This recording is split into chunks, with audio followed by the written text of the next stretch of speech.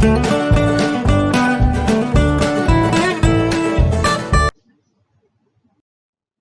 Friends, आज हम देखने वाले हैं बहुत ही इंटरेस्टिंग चैप्टर का नाम है inside the atom. Okay, before starting this chapter, कुछ 7th स्टैंडर्ड में आपने जो कुछ कॉन्सेप्ट्स देखे हैं वो हम फिर से एक बार देख लेते हैं। तो पहला है मैटर। मैटर का मतलब क्या होता है? जो हमारे आजू बाजू में जो भी सारी चीजें हैं उनको हम मैटर बोलते हैं। लेकिन उसके एक दो इम्पोर्टेंट प्रॉपर्टीज है, वो देख लेते हैं। Anything around us which has mass and which occupy space is called matter. Matter is made up of atoms and many kind of matter found in nature.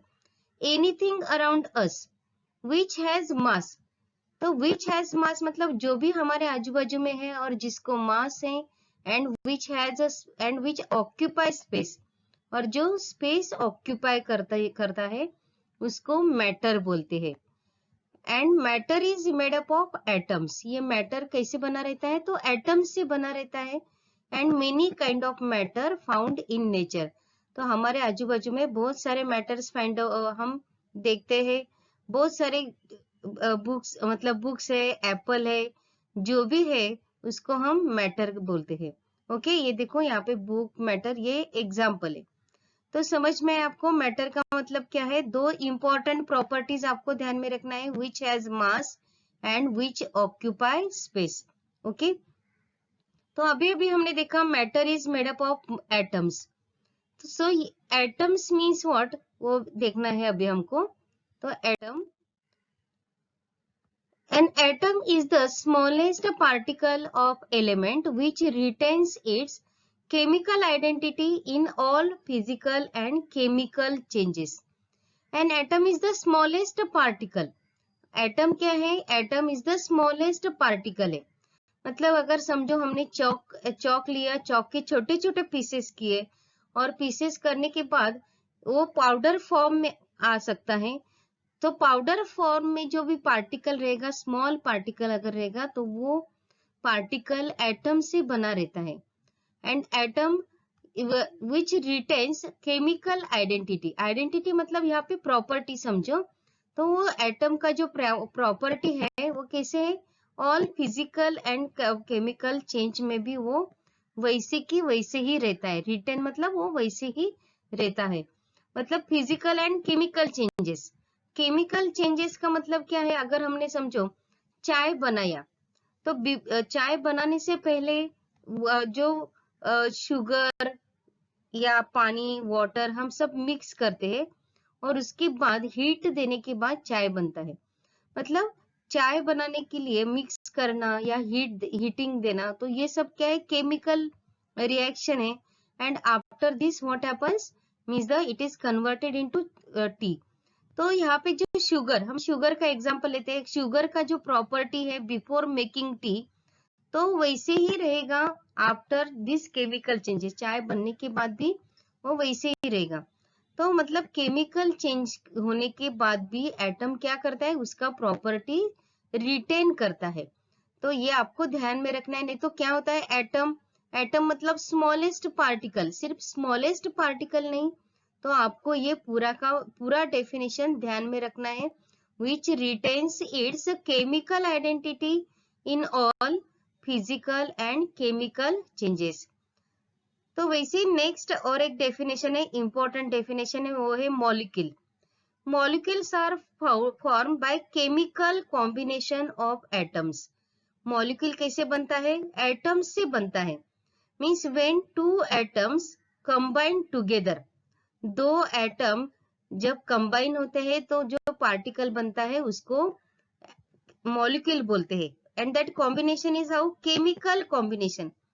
मतलब केमिकल कॉम्बिनेशन के बाद atoms का chemical combination के बाद जो particle बनता है, structure बनता है, उसको मॉलिक्यूल बोलते हैं. For example hydrogen. यहाँ पे दो हाइड्रोजन एटम्स जब कंबाइन हुए तो ये हाइड्रोजन का ये मॉलिक्यूल बना है. क्लोरीन के दो एटम, सेम एटम है, यहाँ पे अलग अलग एटम भी कंबाइन होके एक मॉलिक्यूल बनता है। यहाँ पे देखो H2 दो हाइड्रोजन मॉलिक्यूल, दो हाइड्रोजन एटम्स और एक ऑक्सीजन एटम। तो in this way there is a formation of molecule. तो मॉलिक्यूल का ध्यान में रहेगा आपको, मॉलिक्यूल थोड़ा अलग है, एटम इज डिफरेंट, तो आपको ये ध्यान में रखना है। तो नेक्स्ट और एक इम्पोर्टेंट डेफिनेशन है, वो है कंपाउंड। तो कंपाउंड अगर यहाँ पे मतलब आपके बुक में देखो अभी एक टेबल दिया है और आपको बोला है कि कंप्लीट करो ये टेबल, कंपाउंड है या एलिमेंट है, ऐसा दिया है ना एक टेब आपके बुक में फर्स्ट पेज पे, मतलब जो चैप्टर के स्टार्टिंग में के पेज में यहाँ वहां पे एक टेबल दिया है। तो कंपाउंड कैसे फाइंड आउट करने का, तो वो भी हम देख लेते हैं। यहाँ पे देखो, the substance form by chemical combination of two or more elements is called compound. For example, water, carbon dioxide. तो यहाँ पे जो टू और मोर एलिमेंट्स हैं वो कैसे अलग अलग है, and the substance form by chemical combination of two or more elements. जब दो और तीन एलिमेंट्स कंबाइन होते हैं तब जो मटेरियल बनता है उसको क्या बोलते हैं, कंपाउंड बोलते हैं। For example water, carbon dioxide. यहाँ पे देखो एक्सप्लेनेशन भी दिया है, water is a compound, one molecule of water is made up of two atoms of hydrogen and one atom of oxygen. यहाँ पे तीनों दो हाइड्रोजन के एटम है और एक ऑक्सीजन का एटम है, मतलब यहाँ पे अलग अलग टाइप के एटम्स कंबाइन करने के बाद वो कंपाउंड फॉर्म हुआ है। तो कंपाउंड का मतलब समझ में आया सबको, अलग अलग मतलब different different atoms are combined, okay. तब जो सब्सटेंस मटेरियल बनता है उसको कंपाउंड बोलते हैं। तो यहाँ पे ये एग्जांपल भी ध्यान में रखो। और एक देख लेते हैं एलिमेंट। और एलिमेंट में क्या रहता है, यहाँ पे देखो ये एलिमेंट लिखा है ना, तो एलिमेंट क्या रहता है, एलिमेंट में सेम टाइप के एटम्स कंबाइन होते हैं। तो अभी थोड़ी देर पहले और पिछले पेज पे हमने वो एग्जांपल देखा था हाइड्रोजन का, H2 का। तो उसमें क्या था कि दो सेम टाइप के एटम्स वहां पे थे। यहाँ पे देखो, an element is a pure substance that is made from a single type of atom, for example oxygen, helium. तो एलिमेंट में जो एटम्स रहते हैं वो कैसे रहते हैं, सेम टाइप के रहते हैं, डिफरेंट टाइप के नहीं, ओके। सेम टाइप के एटम्स उसमें रहते हैं। जैसे हाइड्रोजन का H2 अगर हमने लिखा तो एलिमेंट होगा ऑक्सीजन, हेलियम, ये सब एलिमेंट के एग्जाम्पल हैं। तो आप ये दोनों डेफिनेशंस या दोनों मीनिंग्स ध्यान में रखो और वो टेबल कंप्लीट करो, ओके। तो नेक्स्ट, तब तक नेक्स्ट और एक देखते हैं। यहाँ पे देखो एक हिस्ट्री हमको देखना है। तो एटम का आज हमको एटम के बारे में स्टडी करना है, मीन्स एटम्स का स्ट्रक्चर के बारे में आप देखना है। तो उसके पहले जो हिस्ट्री है वो भी बहुत ही इंटरेस्टिंग है। तो अभी तक हम एटम का रिसर्च चालू है ऐसा देख रहे हैं, लेकिन वो बहुत साल पहले से ही एटम का रिसर्च चालू था। तो हमारे जो इंडियन फिलोसोफर थे, महर्षि थे कनाद ऋषि, उन्होंने भी एटम के बारे में कुछ स्टेटमेंट दिए थे। वो वहां पे यहाँ पे देखो लिखा है, Indian philosopher Maharshi Kanad stated that there is a limit to divide matter into small particles. मतलब अगर हम कोई भी मैटर को अगर छोटे छोटे पीसेस में करके करने को करें तो देयर इज अ लिमिट, और एक ऐसा टाइम आता है कि उसके बाद वो स्मॉल पार्टिकल को हम और कट नहीं कर सकते या डिवाइड नहीं कर सकते। मतलब यहाँ पे नेक्स्ट यहाँ पे भी लिखा है देखो, इनडिस्ट्रक्टिबल, मतलब उसको हम कट नहीं कर सकते या उसको उससे और स्मॉल पार्टिकल हम बना नहीं सकते। So the individual particle that constitute matter were named by Maharshi Kanad as a परमाणु। तो कनाद ऋषि ने उनको क्या नाम दिया था, परमाणु। जो स्मॉल पार्टिकल था उसको नाम दिया था परमाणु। एंड परमाणु इज इनडिस्ट्रक्टिबल एंड इनडिविजिबल। तो जो स्मॉल पार्टिकल है वो इनडिस्ट्रक्टिबल है, ओके। सो ये था कनाद ऋषि ने जो स्टेटमेंट दिया था उसके बारे में। और एक ग्रीक साइंटिस्ट थे, फिलोसोफर थे, उन्होंने डेमोक्रेटिस, उन्होंने भी मैटर के बारे में स्टेटमेंट दिया था 5th सेंचुरी में, मतलब बहुत साल पुराने, बहुत साल पहले उन्होंने स्टेटमेंट लिखा था कि matter is made up of small particles and this can not be divided. Democritus named it as atom. उन्होंने पहली बार ये एटम, जब जो अभी हम एटम बोल रहे हैं, ये एटम नेम डेमोक्रेटिस्ट फिलोसोफर ने दिया था। और एटम का मतलब ग्रीक में है one which can not B cut, मतलब जिसको हम और कट नहीं कर सकते, उस टाइप के पार्टिकल को ये यहाँ पे एटम बोलते हैं। ओके, सो ये था बहुत साल पुराना हिस्ट्री।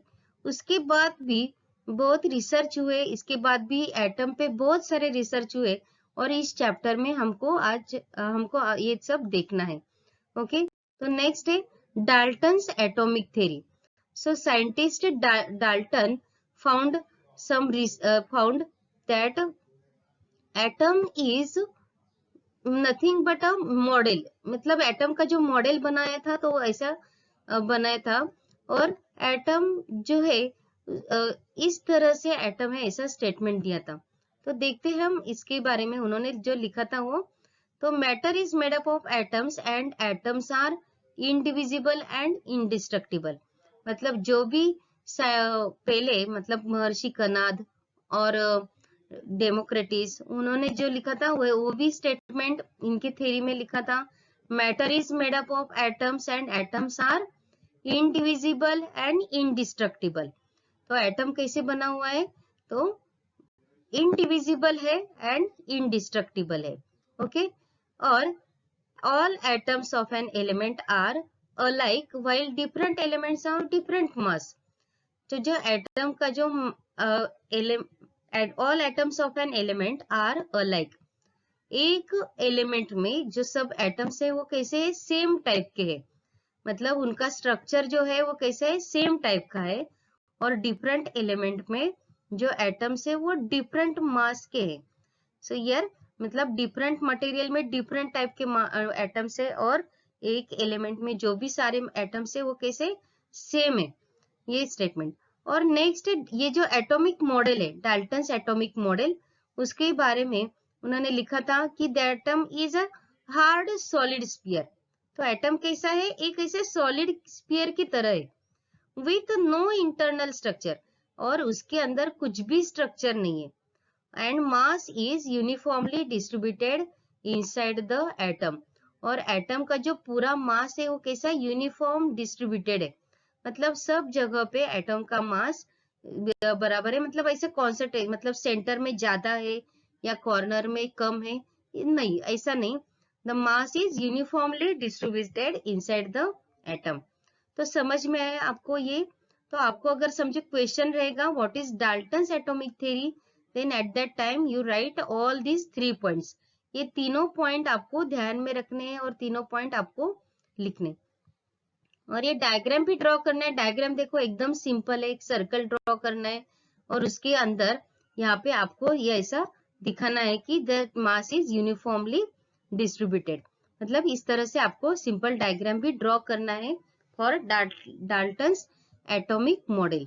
समझ में आए? और ये बहुत ज्यादा इंपॉर्टेंट स्टेटमेंट है, there is no internal structure and mass is uniformly distributed inside the atom. Okay, तो ये है अब डाल्टन्स एटॉमिक थ्योरी के बारे में।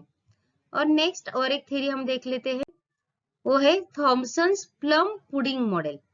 तो साइंटिस्ट थॉमसन ने पहली बार एक मॉडल बनाया एटम का, and here in this model, अभी ये मॉडल देखो आप, Thomson's plum pudding model of atom, आपके बुक में ऐसी तरह का एक डायग्राम पिक्चर दिया है, वो देखो यहाँ पे पॉजिटिव पार्टिकल्स है और निगेटिव भी है। तो थॉमसन साइंटिस्ट ने लिखा था उस थ्योरी में कि according to this model positive charge is distributed throughout the atom. Positive charge जो है वो एटम में पूरा डिस्ट्रीब्यूट हुआ है, and negative charge electrons are embedded in it. Positive charge particle भी है और नेगेटिव चार्ज पार्टिकल, यहाँ पे देखो, यहाँ पे निगेटिव चार्ज पार्टिकल है ना, तो निगेटिव चार्ज पार्टिकल भी वहां पे प्रेजेंट है, मतलब positive and negative charge particles are present inside the atom. तो ये स्टेटमेंट पहली बार थॉमसन साइंटिस्ट ने लिखा था पॉजिटिव चार्ज पार्टिकल के बारे में एंड निगेटिव चार्ज पार्टिकल के बारे में।